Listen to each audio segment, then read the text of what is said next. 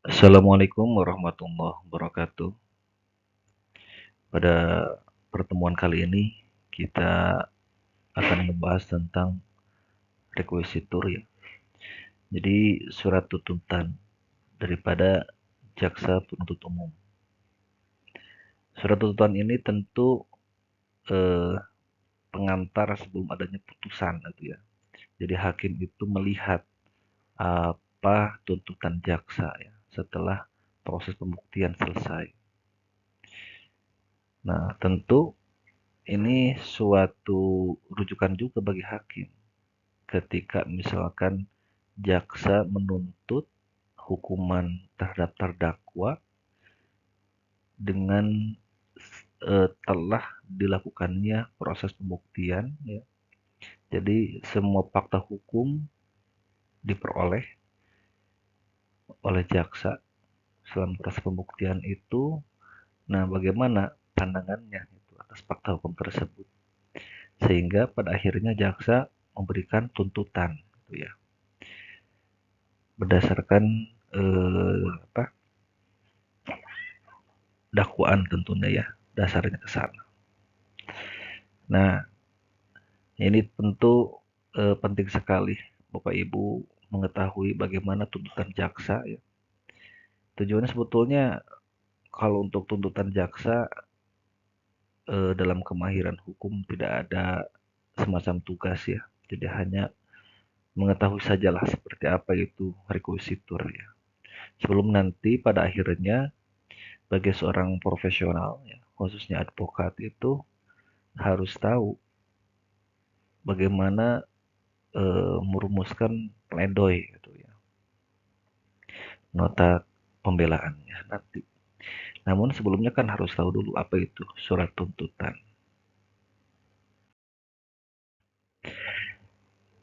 Adapun pengertian daripada surat tuntutan, ya ini sebetulnya udah dirumuskan dalam pasal 1 butir ke-7 Kitab Undang-Undang Hukum Acara Pidana bahwa di sana dijelaskan ya, tindakan penuntut umum untuk melimpahkan perkara pidana ke pengadilan yang berwenang dalam hal dan menurut cara yang diatur dalam undang-undang ini dengan permintaan supaya diperiksa dan diputus oleh hakim di sidang pengadilan.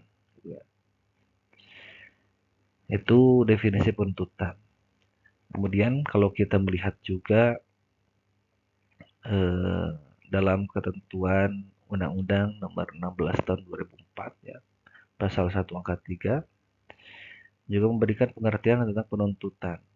Tindakan penuntut untuk melimpahkan perkara ke pengadilan yang berwenang dengan permintaan agar diperiksa dan diputus oleh hakim di sidang pengadilan dalam hal dan cara yang diatur dalam Undang-Undang Acara Pidana ya. Kemudian surat tuntutan diajukan oleh penuntut umum setelah diperiksa ya, setelah pemeriksaan di sidang pengadilan menyatakan selesai. Jadi surat tuntutan dibacakan setelah proses pembuktian di persidangan pidana selesai dilakukan. Surat tuntutan ini berisi tuntutan pidana ya. Jadi kalau misalkan melihat secara eksplisit ya tentu dalam KUHP ya khususnya termasuk dalam undang-undang kejaksaan tidak dijelaskan ya mengenai terminologinya. Namun bisa ditarik kesimpulan bahwa dari pengertian penuntutan tadi saja ya udah kegambar bahwa ketika perkara oleh jaksa diajukan ke pengadilan, nah supaya diperiksa kemudian diputus oleh hakim. Nah, dasar diputus oleh hakim ini tentunya atas adanya surat tuntutan gitu ya. Jadi surat tuntutan ini memberikan tuntutan pidana kepada terdakwa. Nah, kemudian nanti hakim apakah akan memutus sesuai atau bahkan lebih ringan ya daripada tuntutan jaksa atau bahkan ultra petita melebihi tuntutan jaksa gitu.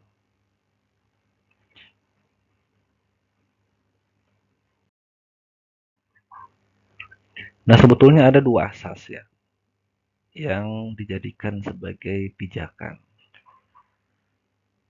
dalam proses penuntutan. Pertama, ada asas legalitas. Yang kedua, asas oportunitas ya. Jadi kalau asas legalitas ini mewajibkan kepada penuntut umum untuk melakukan penuntutan terhadap seseorang yang melanggar peraturan hukum pidana.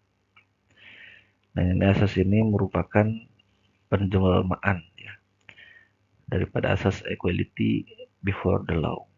Jadi persamaan di muka hukum ya.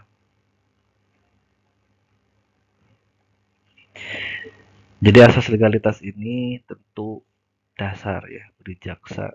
Kenapa jaksa ini harus eh, apa sih menuntut seseorang gitu ya. Ya dikarenakan dalam prinsip bernegara hukum itu asas legalitas selalu dikedepankan gitu. Jadi seorang ketika dia diketahui melanggar ya harus dihukum gitu. Nah di sini peran aparat penegak hukum dalam hal ini jaksa ya, ketika mau menghukum itu ya harus menyerahkan perkara tersebut ke pengadilan yang nantinya oleh hakim akan diputus gitu ya. Jadi kenapa harus menuntut jaksa itu? Ya dikatakan ada asas ini, legalitas itu ya. Yang mana asas ini lahir ya dikarenakan setiap orang pada dasarnya sama, tidak ada gitu ya pembeda-beda, tidak ada diskriminasi. Ya. Sama kedudukannya di bawah hukum, baik itu pejabat, baik itu rakyat biasa, sama, tidak ada yang membedakan. Ketika dia melanggar aturan, ya harus dipidana. Kemudian yang kedua adalah asas oportunitas ya. Jadi asas yang memberikan wewenang pada penuntut umum untuk tidak melakukan penuntutan terhadap seseorang yang melanggar peraturan pidana dengan jalan mengesampingkan perkara yang sudah terang pembuktiannya untuk kepentingan umum gitu ya. Nah, ini sebaliknya daripada asas legalitas. Jadi ada kewenangan yang dimiliki oleh penuntut umum itu untuk mengesampingkan perkara jangan sampai dituntut ya. Nah, dikarenakan ini berkaitan dengan kepentingan umum. Jadi untuk kasus-kasus perkara tertentu, kalau misalkan kepentingan umum lebih banyak gitu ya, lebih besar daripada kepentingan pribadi, yaitu harus dikedepankan kepentingan umum. Begitu juga sama dalam kasus perkara pidana ya. Ketika misalkan perkara tersebut mensyaratkan itu ya harus apa sih dikedepankannya kepentingan umum, maka tidak perlu dituntut gitu ya. Nah makanya asas ini eh, relevan sekali dengan ketentuan tentang penghentian penuntutan pidana ya oleh jaksa.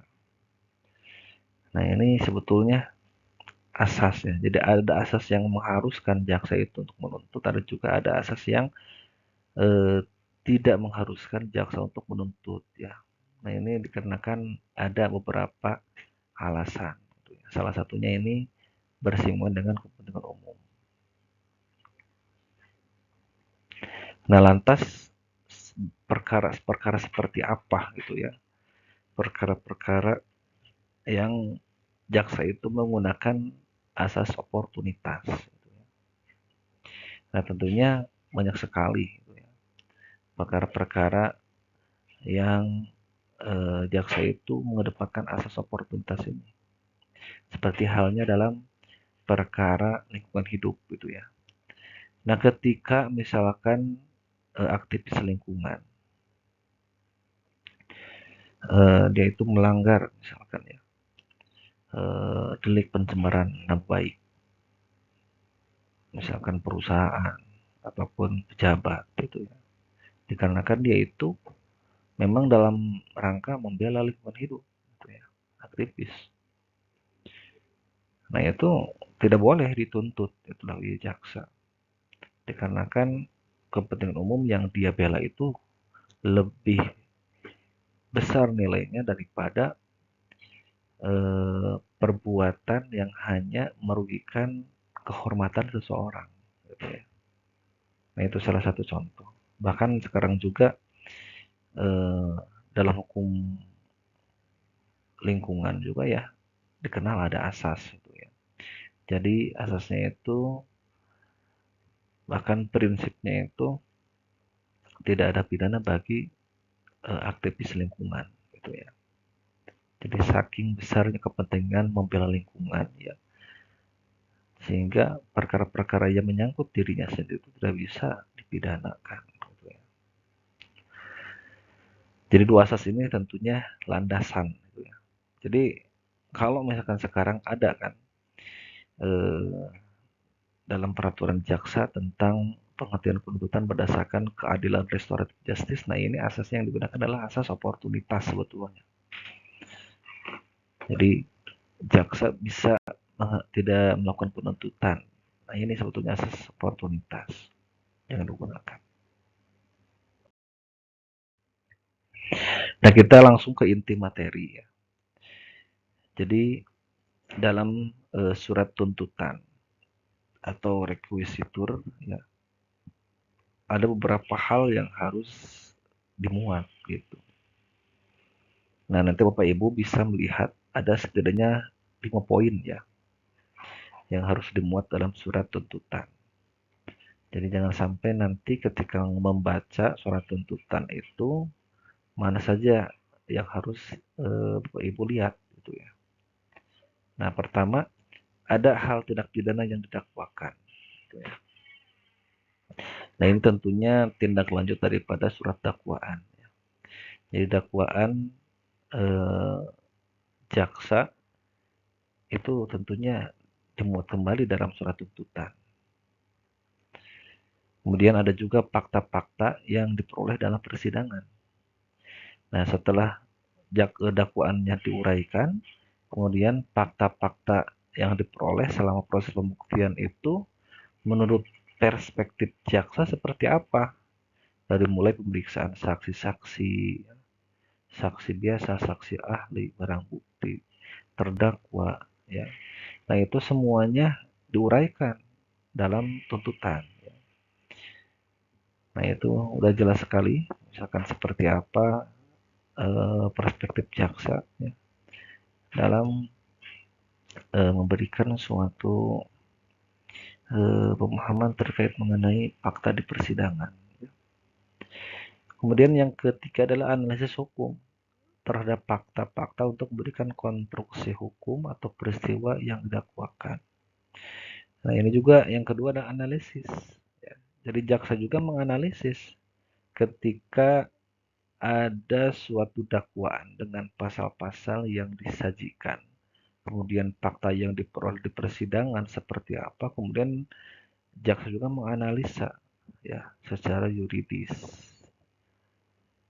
termasuk secara teoritis ya di dalamnya itu ya. Bagaimana apakah relevan enggak antara pasal-pasal yang tentunya dipilih oleh jaksa yang mana lebih condong ke pasal berapa itu ya perbuatan daripada terdakwa tersebut. Kemudian dihubungkan dengan fakta-fakta, keterangan ahli, keterangan saksi-saksi, ya. Kemudian barang-barang bukti, kemudian keterangan daripada terdakwa tersebut, ya. Apakah sesuai atau tidak, ya. Apakah perbuatannya itu match atau tidak dengan unsur-unsur pasal yang didakwakan, gitu ya. Berikut juga melalui penafsiran-penafsiran aturannya, ya. Jadi ketika misalkan sekarang mau menerapkan ya suatu peraturan atau ketentuan peraturan perundang-undangan terhadap perbuatan jaksa apa perbuatan terdakwa gitu ya. Nah, itu tentunya harus ditafsirkan dulu unsur misalkan unsur subjektif, objektif. Nah, dari unsur objektif ya misalkan satu redaksi apakah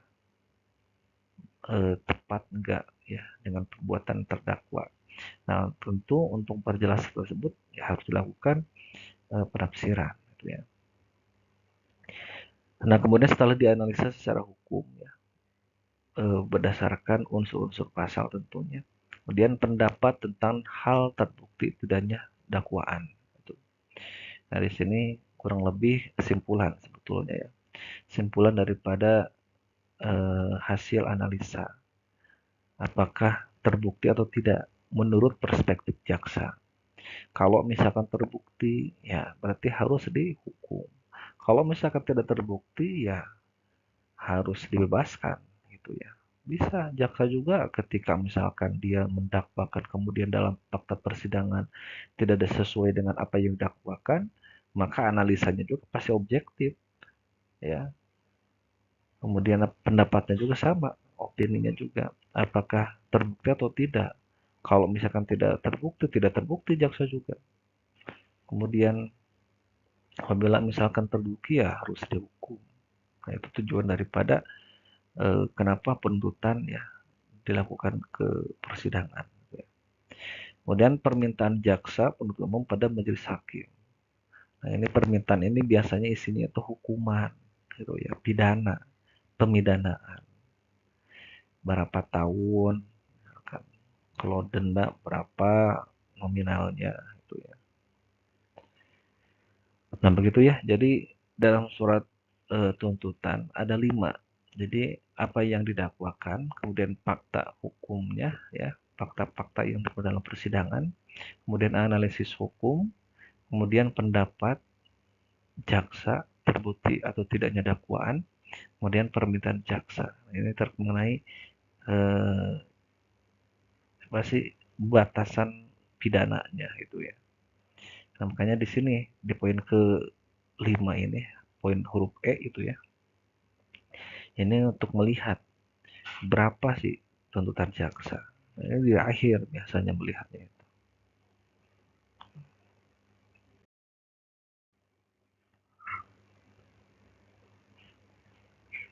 Kemudian ada juga eh, poin tentang hal tindak pidana yang didakwakan tadi ya. Jadi tindak pidana yang didakwakan perlu disebut kembali dalam surat dakwaan. Dan praktik biasanya menjadi kebiasaan untuk dimuat dengan menyalin kembali seluruh bunyi dakwaan. Penyalinan seluruh bunyi dakwaan ditempatkan pada awal surat tuntutan, gitu ya. Jadi tadi, jadi menyalin kembali apa yang sudah dimuat dalam surat dakwaan. Makanya surat tuntutan itu tentu agak tebal, gitu ya, daripada surat-surat apa sih dakwaan.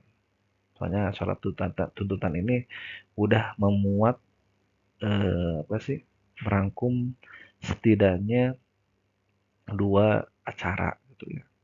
Pertama acara pembacaan dakwaan, kemudian yang paling panjang itu ialah mengenai fakta hukum gitu ya dalam proses pembuktian. Nah, ini yang kedua ini fakta-fakta yang diperoleh dalam persidangan. Nah, ini tentunya banyak sekali ya yang harus dimuat oleh jaksa dalam surat tuntutannya. Jadi fakta-fakta yang didapat dalam persidangan dimuat dengan sistematika berdasarkan tata urutan dalam pemeriksaan. Nah, ini lebih kepada pembuktian ya. Apa-apa aja yang diungkapkan dalam fakta-fakta yang di dalam persidangan. Nah, ini fakta-fakta keterangan, kemudian saksi-saksi dan ahli ya. Jadi keterangan saksi, keterangan ahli, kemudian keterangan terdakwa dan penjabaran alat-alat bukti lainnya itu ya. Jadi harus dilakukan secara transparan dan benar gitu ya. Nah, ini tentu harus apa sih dimuat tentunya. Makanya dalam poin ini banyak sekali gitu ya, panjang sekali jaksa menuangkannya ya. Fakta yang diperoleh dalam persidangan kemudian analisis tadi kan. Jadi pekerjaan umum diarahkan pada 3 hal. Bentukan konstruksi peristiwa yang sungguhnya terjadi, bentukan konstruksi hukum dalam peristiwa tersebut, kesimpulan. Ini udah saya jelaskan tadi. Nah, ada surat tuntutan yang baik. Ya. Jadi bagaimana surat tuntutan yang baik itu? Yaitu surat tuntutan yang mengandung konstruksi hukum yang objektif, benar dan jelas. Itu ya. Jadi objektif di sini sebetulnya jaksa itu ya, kalau misalkan dia mendakwakan ternyata dalam fakta diperoleh benar itu terjadi pidana, dikatakan benar dalam tuntutan bahwa itu adalah pidana. Begitu juga ketika misalkan dia mendakwakan dalam fakta hukum tidak benar, katakan tidak benar dalam surat tuntutannya. Ya. Nah, itu objektif. Jadi tidak ada mengurangi marwah daripada jaksa gitu ya. Jadi jaksa juga sama, walaupun sebagai penuntut ketika misalkan mau mengajukan apa sih perkara tersebut ke persidangan ya untuk diuji sebetulnya. Kalau dalam berdasarkan pengujian itu tidak jelas atau misalkan tidak terbukti bahwa itu pidana, ya bukan pidana aja sebutkan gitu ya. Nah inilah integritas seorang jaksa. Ya. Jadi integritas seorang jaksa itu kalau dalam hukum acara pidana ini ketika tuntutan juga ya kelihatan gitu. Kalau misalkan dia berdasarkan perspektifnya menyatakan bahwa itu pidana, pidana.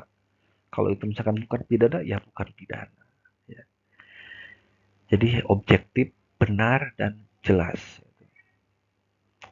Kita lihat juga makna dari jelas dalam arti penggambarannya dan hubungannya antar keduanya. Ya. Dari kejelasan bentuk peristiwa dan bentuk hukumannya. Maka akan menjadikan jelas pula kesimpulan hukum yang ditarik tentang terbukti atau tidaknya tindak pidana yang didakwakan. Gitu ya. Terdakwa dapat dipersalahkan atau tidak, serta apa terdakwa dapat memikul beban pertanggungjawaban pidana atau tidak. Ya. Oh, jelas banget itu ya. Dari mulai peristiwa dan bentuk hukumannya, ya. Kemudian dipersalahkan atau tidak. Nah ini unsur kesalahan juga ya analisa kan oleh jaksa itu salah atau tidak. Kemudian dapat dipertanggungjawabkan atau tidak. Ya. Nah, kesimpulan yang benar ya, dari sudut hukum yang didukung oleh doktrin hukum maupun ilmu sosial lainnya dan keadilan merupakan taruhan keprofesionalan dan kualitas seorang jaksa. Tadi kan. Jadi benar tidaknya itu yaitu berdasarkan keilmuan dia, berdasarkan pemahaman dia. Tentunya tidak lain juga ada apa sih pertimbangan daripada keterangan ahli. Ya. Kemudian kesimpulan yang ditarik itulah jaksa penuntut umum mengajukan permintaan kepada majelis hakim, baik mengenai kedudukan perkara itu dalam hubungannya dengan tindak pidana yang didakwakan maupun terhadap dakwaan sendiri mengenai bentuk pertanggungjawaban pidana yang dimohonkan. Ya. Nah itu jadi tetap meminta pada akhirnya apakah harus dipidana atau enggak gitu ya. Nah itu setidaknya syarat suatu surat tuntutan yang baik itu pertama memuat suatu objektif gitu ya, konstruksi yang objektif, kemudian yang benar dan jelas gitu ya. Nah dari sini tentunya harus dijadikan sebagai acuan prinsip oleh jaksa ya ketika membuat suatu tuntutan. Nah ini Bapak Ibu komponennya ya. Jadi setelah kita tadi melihat unsur-unsur daripada surat tuntutan, nah ini sistematikanya seperti ini. Ya. Nanti bisa dilihat contoh-contoh surat tuntutan jaksa penuntut umum itu seperti apa. Pertama dari pendahuluan, ya, memberikan gambaran mengenai arah kepada pembentukan keyakinan hakim terbukti keterbuktian tindak pidana yang didakwakan. Gitu ya. Jadi pendahuluan, kemudian surat dakwaan ya dikemukakan. Jadi di sini juga disebutkan ya bentuk surat dakwaannya oleh jaksa itu apakah dakwaan tunggal, alternatif, subsidiar, kumulatif dan sebagainya. Kemudian fakta hukum ya, dan hal-hal yang memberatkan ada juga di sini. Jadi sebelum jaksa memberikan tuntutan ya, jadi ada fakta-fakta, ada hal-hal yang memberatkan atau meringankan. Ini semua hasil daripada pendapat jaksa ya. Jadi ini diperhatikan ya, perlu diperhatikan utama agar memperhatikan urgensi dan relevansinya dengan pembedaan terdakwa. Nah, juga sama nanti dijadikan rujukan oleh hakim ketika dalam pertimbangannya apakah sama atau tidak ya perspektif hakim dengan jaksa mengenai hal-hal yang memberatkan maupun yang meringankan. Kemudian ada juga poinnya itu adalah tuntutan hukuman ya, permintaan jaksa. Dalam hal ini penuntut umum dapat membuktikan perbuatan yang dilakukan terhadap terdakwa ya, kemudian pernyataan tindak pidana yang terbukti, kualifikasi dan pasal dilanggar serta kesalahan terdakwa. Permintaan hukum ini akan dijatuhkan kepada terdakwa. Permintaan agar terdakwa dibebani membayar biaya perkara. Kemudian pengembalian barang bukti, penegasan status penahanan terdakwa ya. Nah, ini sebetulnya bahan dalam amar putusan itu ya. Sama dalam amar putusan juga begitu ya. Jadi di sana isinya itu ada kualifikasi itu ya. Kualifikasi daripada perbuatan terdakwa serta pasal yang dilanggarnya. Kemudian hukumannya berapa gitu ya. Kemudian apakah ketika dia bersalah otomatis itu kan harus dibebankan biaya perkara ya. Kemudian status barang bukti apakah disita oleh negara, apakah dikembalikan kepada saksi ataupun seperti apa ya. Kemudian penahanannya apakah ketika dia dihukum dikurangi masa penahanan atau tidak itu ya. Nah, ini tuntutan jaksa, ini bahan bagi amar putusan. Kemudian yang terakhir adalah bagian penutup ya. Jadi memuat harapan penuntut umum agar majelis hakim mengambil keputusan yang seadil-adilnya demi keadilan itu ya. Jadi ketika misalkan permintaan jaksa seperti yang ada dalam tuntutan hukuman, ya selebihnya kembalikan lagi kepada hakim ya yang berwenang memutuskan ya dengan seadil-adilnya demi keadilan. Nah, mungkin Bapak Ibu seperti ini gambaran kerangka daripada surat tuntutan ya. Mudah-mudahan Bapak Ibu dapat mengikuti apa yang telah saya paparkan dari awal sampai saat ini. Mungkin sekian dari saya. Silakan sekarang cari surat tuntutan JPU gitu ya. Ataupun Bapak Ibu bisa melihat juga dalam putusan pengadilan di sana ada juga ya bagian daripada surat tuntutan jaksa. Terima kasih atas perhatiannya. Wassalamualaikum warahmatullahi wabarakatuh.